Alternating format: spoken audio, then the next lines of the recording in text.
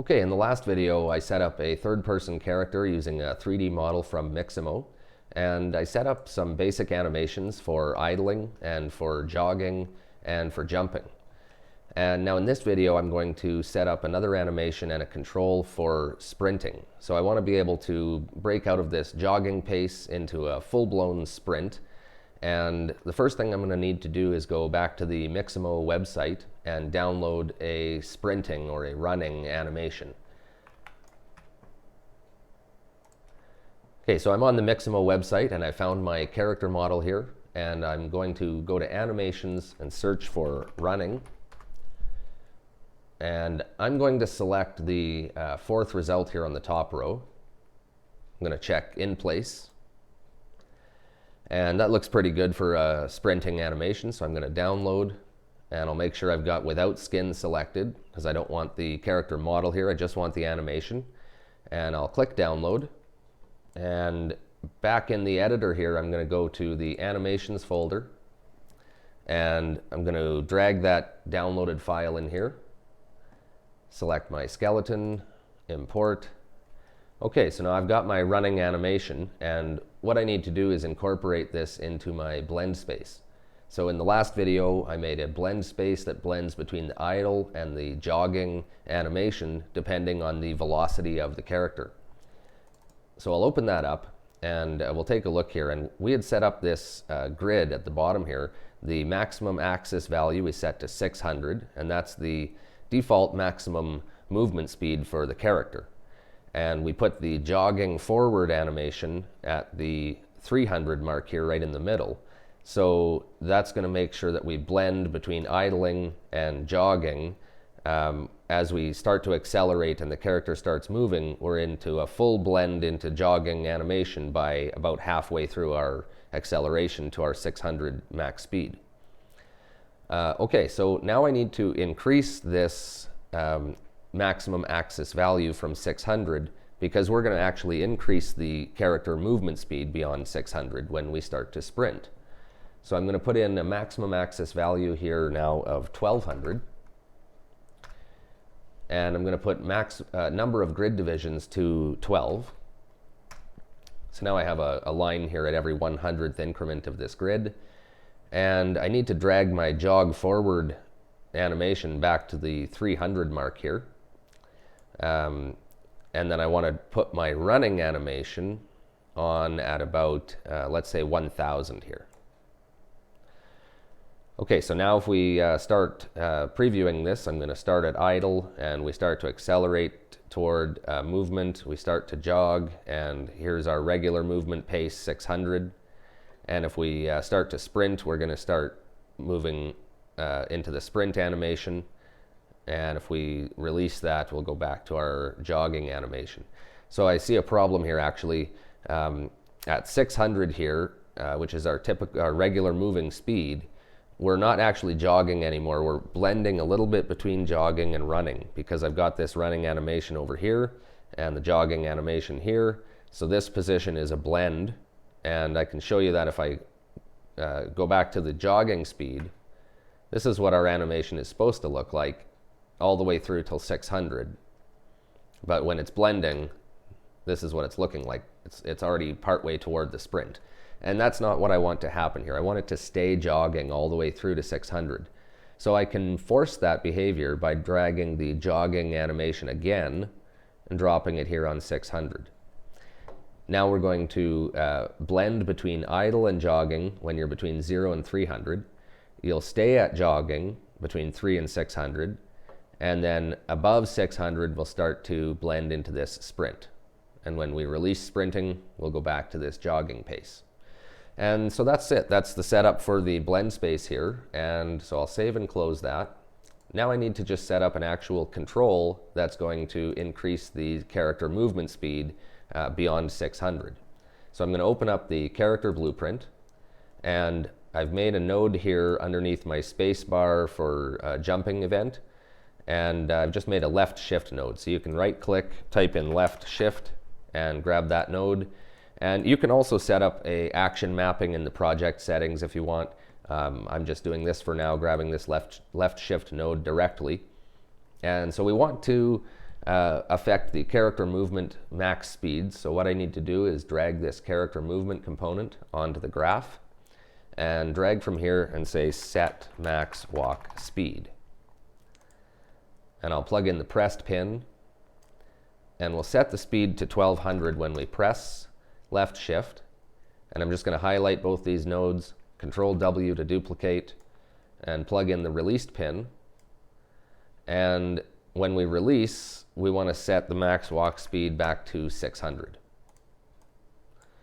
Okay, so this should work for now. We've got our blend space set up to blend into a sprint animation when we increase our speed beyond 600. And we've got the left shift key set up to increase our speed beyond 600. So let's give it a try. I'll start jogging and I'll press shift. Okay, so I'm sprinting. And so now I'm going to release shift. And I'm jogging again, but I noticed that the transition's not very smooth. So I'll press shift and we can see a smooth transition into sprinting, and I'll release, and it's a pretty well instant transition back to jogging. We're not blending back to jogging. When I release, it's an instant effect. And that's not the behavior we want. We want that to be smooth. And I'll show you what's going on here. When we change the walk speed to 1200, the character movement component says, okay, well, we're only going at 600. We can go up to 1200, so let's accelerate. And it'll accelerate at the rate of acceleration that we've set in the character movement component. And that's why we're getting a smooth transition into the sprinting. Unfortunately, the reverse isn't happening. When we release the left shift key, we're setting the max walk speed back to 600. The character movement component, it doesn't say, okay, well, we're going at 1200, the max is 600, we should decelerate, we should slow down. Instead, it says, we're going at 1200 and the maximum is 600, so I instantly need to lower the walk speed back to 600, and that's what it does. It bucks the speed back down instantly to 600, and that's why we get that effect and the animation to follow. So I want to change that, and we don't want that to happen. We need to delete these nodes, and instead of working with the max walk speed directly, I'm going to make a variable. And I'm going to call this target walk speed, and I'll set this to a float type, and compile, and set the default value here to 600. So that's the same as our default character's max walk speed. So we'll start out with the same default speed as our target speed, and if we press shift, we want to adjust that. So I'm going to use hold Alt and drag this onto the graph to get a set node. I'll plug in the pressed pin here, and I want to set this to 1200. I'll press Control W to duplicate that, plug in the released node, and when we release left shift, I want to set the target walk speed back to 600. So now we're not acting on the max walk speed directly, we're just changing the variable here when we press or release shift. So what I'm going to do is move up in my graph here and find the event tick node. And so this is called every frame, and we're going to use this to smoothly move between our walk speed and our target walk speed. So what I need to do first is compare those two values. So I'm going to drag the character movement component here and drag off of that and say get max walk speed. And then I'm going to hold Control and drag in my target walk speed. And I'll compare these with a nearly equal node.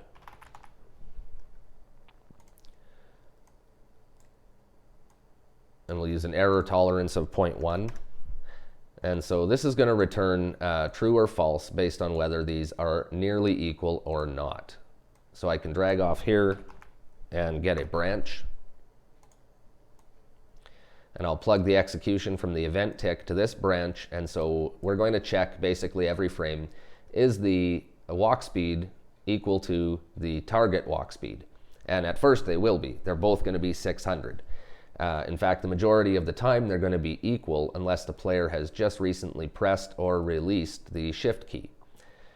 And so when they have, these are going to be not nearly equal, and this is going to return false, and that's when we need to do our little bit of logic here.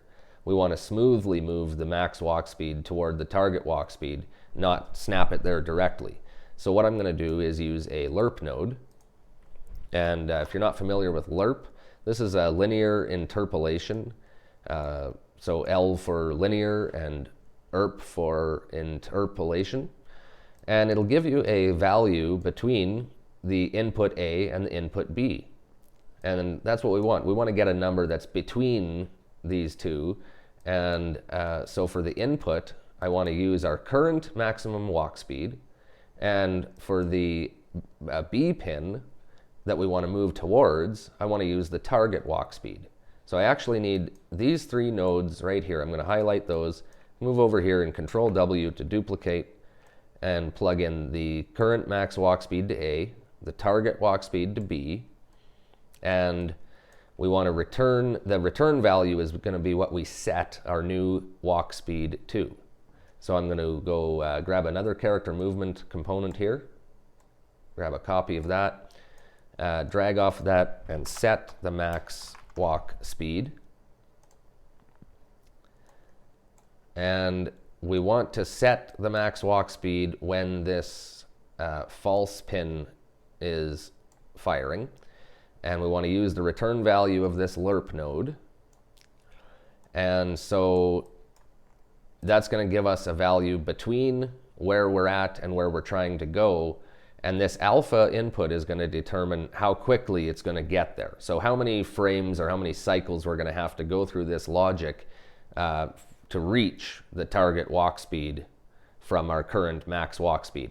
And so a bigger number here is going to mean that it's going to transition quickly, more quickly between those two values. And a smaller number, it's going to take longer or be a more smooth transition between those two values. So I'm going to put in 0.01. And this little bit of logic here is now going to cause our walk speed to smoothly transition to the target walk speed. So when I release shift now, instead of abruptly moving back to 600, we're going to get a smooth action, and let's check it out.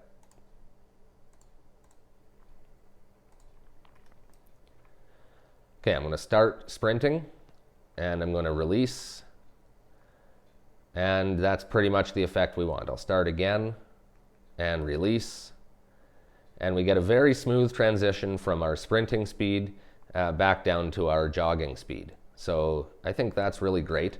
And there's really only one more thing that I want to do here, one more adjustment I want to make. So I noticed when the character is moving and stops, the character stops very abruptly. And so especially when sprinting, it's quite noticeable that if you're sprinting along and you stop, you come to almost an instant stop, which isn't realistic. If you've been sprinting along, you can't stop on a dime like that. And so we need to make a small adjustment. And it's not too difficult here. I'm just going to open up the character blueprint, go to the character movement component, and I'm going to search for braking. And I want to select here this use separate braking friction. And then I'm going to change this braking friction value here to 1. And I'm going to try that out. Okay, so I'm sprinting and I'll release. Okay, and so this is actually working pretty good. Now the character takes an extra step or step and a half or so after releasing forward motion when you're sprinting. And so that seems a lot more realistic of how a character or a person would have to come to a stop after they've been sprinting. You don't just instantly stop, you need to take an extra step or two. Okay, so I'm pretty happy with this behavior here. So that's pretty much going to be it for this video. Thanks for watching, and I'll hopefully see you next time.